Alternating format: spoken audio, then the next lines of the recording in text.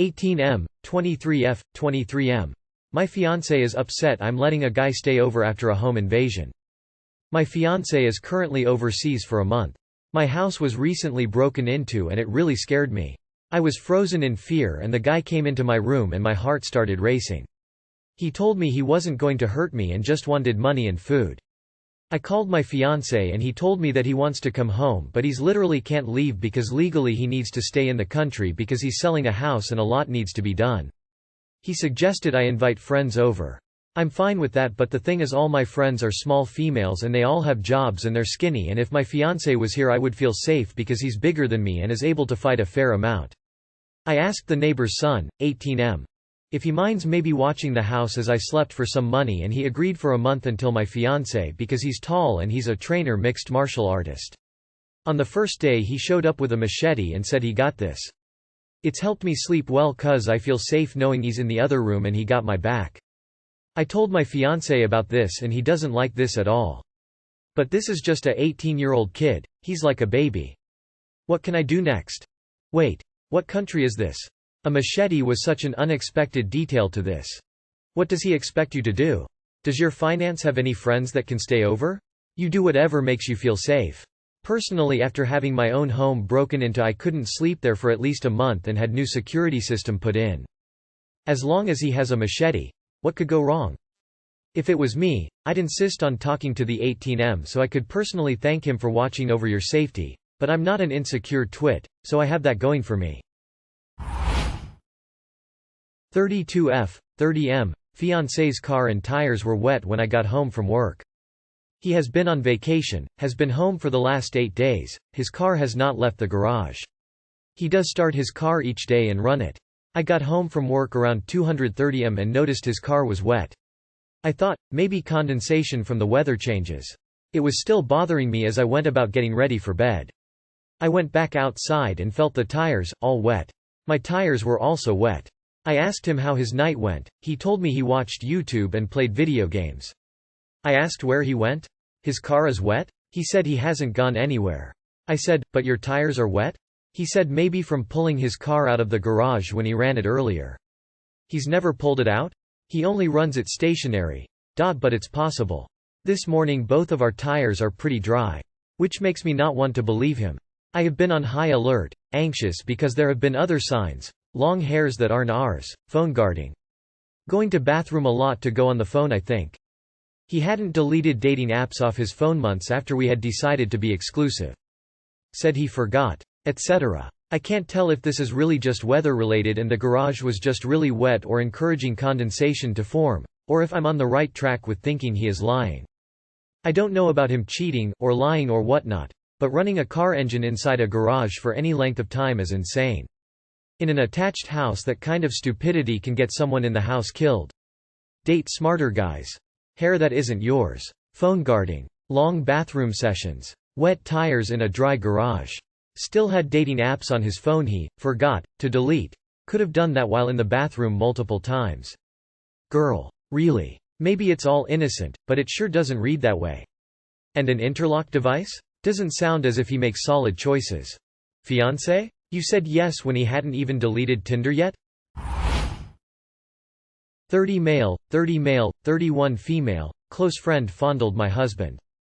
My husband, 30 male, went bar hopping with a group of friends for a birthday. I, 31 female, stayed home to be with our baby.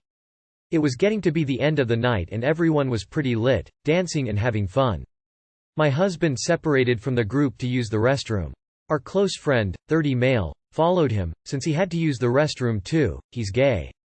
On the way out my husband slipped and fell and security, assuming he was too drunk, kicked him out on the spot. They were firm about it. Our gay friend followed behind my husband. The friend knew the area and showed my husband to a nearby park. They were chatting. My husband was sleepy and didn't want the group to have to leave early cause of him. He decided to take a nap until bar closing, thinking our friend would look out for him, as the area was pretty sketchy and it was nearing 2 a.m. My husband fell asleep and woke up to our gay friend fondling my husband's penis through his underwear. The friend had pulled my husband's pants down while he was sleeping. My husband freaked out, pushed the friend off him, pulled his pants up and got away. He went back toward the bar and just then saw our group of friends exiting. The gay friend joined shortly after. My husband didn't mention what happened to anyone. My husband was extremely disturbed. He feels violated and betrayed. Our gay friend was extremely drunk, more than anyone else, but that's not an excuse. My husband met this friend through me. Him and I have been friends for about 8 years, and are so close we would call each other brother and sister. I am livid to hear what he did. My husband is still not okay. Do I have a talk with this guy and possibly keep him in my life? Cut him out of my life? Is he considered a sexual predator? He made an old male roommate of mine feel uncomfortable, a mutual friend of ours, after going into his bed early one morning to cuddle. This gay person has lost our trust. He's a very popular guy, and it would be impossible to avoid him, since everyone adores him and wants him at their events. I hate to throw away a friendship, but what he did was not okay on any level. My husband is my priority. Please advise how to handle this situation.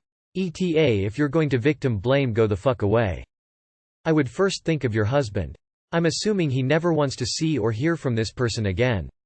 If that's the case, you shouldn't continue a relationship that exposes him to more thoughts, awareness of his assaulter, because that is what the guy is.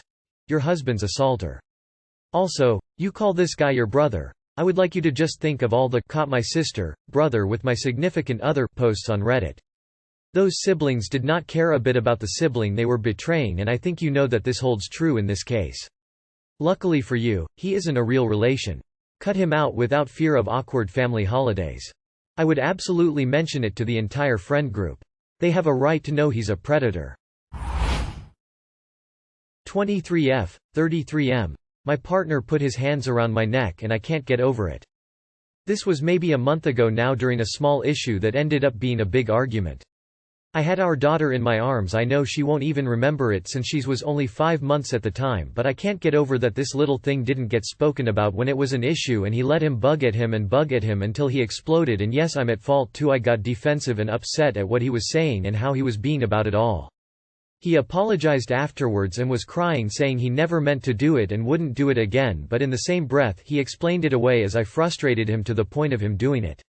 Sorry, this is a bit of a ramble. When I was younger, my mum was in a horrible relationship and I swore I'd never stay if it happened with me, but I forgave him instantly and was just thankful it was me, not our daughter, he took it out on.